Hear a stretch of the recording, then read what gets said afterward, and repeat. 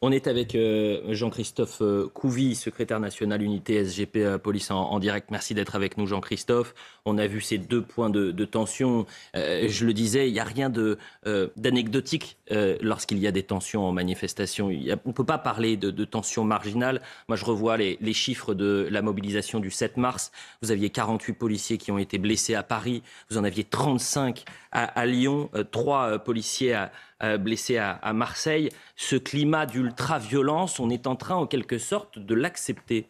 Oui, bonjour Elliot.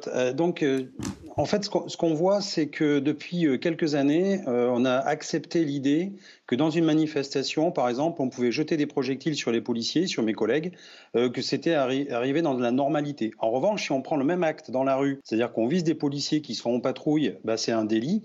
Mais on accepte que dans le maintien de l'ordre, à la rigueur, c'est pas vraiment un délit, c'est normal, on manifeste son mécontentement et c'est les policiers qui servent de sac de sable. Et là, à force de répéter que nous, on veut pas subir ça, c'est pas notre métier, nous, de finir à l'hôpital, comme ma collègue mardi dernier, qui a fini à l'hôpital et qui a pris un pavé sur la tête. C'est pas notre métier, ça, de finir à l'hosto.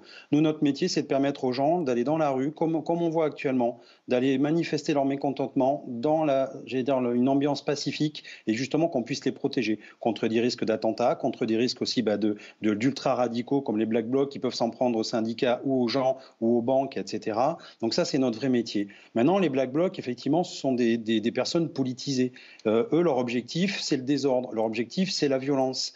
Et nous, justement, on est là pour leur faire barrage. Et on a vu qu'on a changé cette façon de faire du maintien de l'ordre. On est beaucoup plus proactif, c'est-à-dire qu'on suit la manifestation.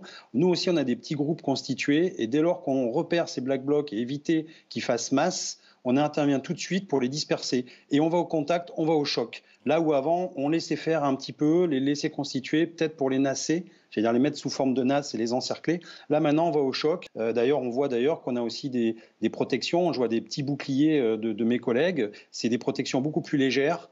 Mais le maintien de l'ordre évolue. Là où avant, on avait un gros bloc comme une phalange lourde et on subissait le choc. Là, on va à l'affrontement, on va au choc et on les disperse. On est toujours en direct avec Jean-Christophe Couvi, secrétaire national unité SGP. Merci d'être avec nous. On jongle sur l'aspect politique, bien sûr, mais sur l'aspect social et sécuritaire. C'est une image en direct, je le dis aux téléspectateurs. On est aux 3/4 du parcours pour le cortège parisien. On se trouve sur l'avenue Daumesnil, qui ensuite amène vers la place de la Nation. On va voir une nouvelle fois les forces de l'ordre ainsi que les pompiers intervenir parce qu'il y a un nouveau départ de feu.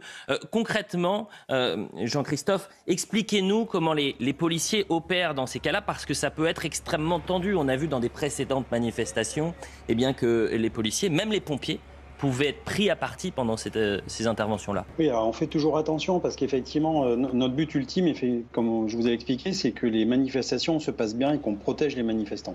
D'ailleurs, on le voit bien, ça se passe très bien. Il y a les services d'ordre des confédérations qui sont là pour encadrer. Et d'ailleurs, les Black Blocs qui d'habitude font le coup de poing et viennent vite se mélanger à la foule pour pas être interpellés, là sont un peu bloqués justement parce que nous on a un service d'ordre hermétique et là ça les dérange aussi, donc du coup ils sont beaucoup plus entre guillemets vulnérables et on le voit que quand ils essayent justement de se regrouper pour faire le coup de poing, nous on peut tout de suite aller au choc et nous aussi entre guillemets faire une bonne charge républicaine qui remet un peu les pendules à l'heure. Il faut accepter aussi l'idée, et là on le voit, donc c'est normal que les policiers viennent protéger les pompiers parce que voilà, c'est une entraide mutuelle. C'est pas les manifestants qui caillassent les pompiers et les policiers, encore une fois. C'est des gens qui sont idéologiquement contre un État, contre l'ordre, contre la République et qui sont vraiment dans leur monde à eux, c'est le monde de la violence. Et donc la violence, c'est la négation justement de tout argument. C'est-à-dire quand on n'a rien à argumenter, on tombe dans la violence. Et nous, on est là pour protéger les concitoyens. Et on voit bien que ce que nous, les policiers et les syndicalistes policiers, on interpelle justement les politiques en leur disant « attention ».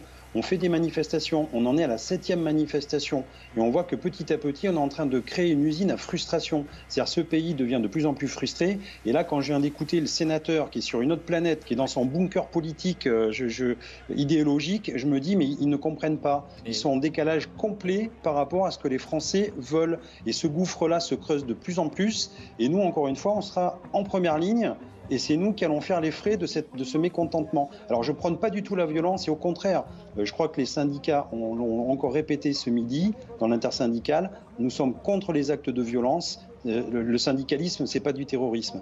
Mais attention, parce que les gens, à un moment donné, vont avoir une telle frustration que j'ai bien peur qu'ils passent justement à certains stades. Il ne faut pas en arriver là. Mais nous, encore une fois, on n'est pas une variable d'ajustement.